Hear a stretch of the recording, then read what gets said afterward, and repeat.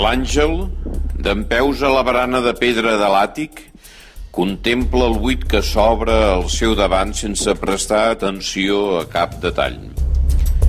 Ja fa 3 mesos que la Clemència, la seva estimada Clement, va marxar de casa deixant-lo sol amb les seves cabòries.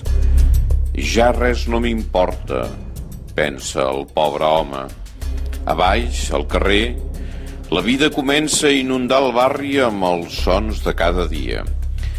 Un camió de refrescos frena en el semàfor de la cantonada i les ampolles xoquen lleument entre elles. El drink musical que emboneix sembla marcar el compàs d'un altre so, el de les claus del Paco, l'amo de la botiga de televisors que hi ha just a sota de l'edifici on viu l'Àngel. El Paco en tria una del manyoc que du a la mà i acciona el pany de la persiana metàl·lica per alçar-la amb la força i l'energia que dona la seguretat d'haver fet aquesta acció gairebé cada dia durant més de 20 anys. L'enreixat grinyola en lliscar per les frontisses i xoca amb estridència reverberant en arribar a la part superior de la portalada.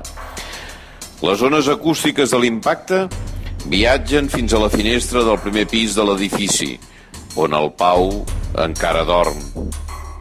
S'ha passat tota la nit estudiant i havia programat el despertador perquè no sonés fins a les 10 i així poder descansar una mica.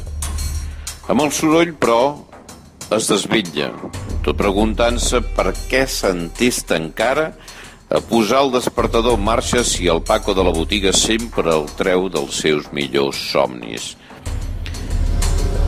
Mentre dempeus a la barana de pedra de l'àtic, l'Àngel contempla el buit que s'obre al seu davant sense fixar-se en res concret. Ja fa 3 mesos que la Clement el va deixar, i 2 que va perdre la feina perquè, segons es queixaven els seus clients, d'un temps ençà s'ha tornat impuntual i poc complidor, irresponsable. Perdut dins els propis pensaments, l'Àngel es repeteix fins a la sacietat: no treballo i visc sol. Què puc esperar ja de la vida?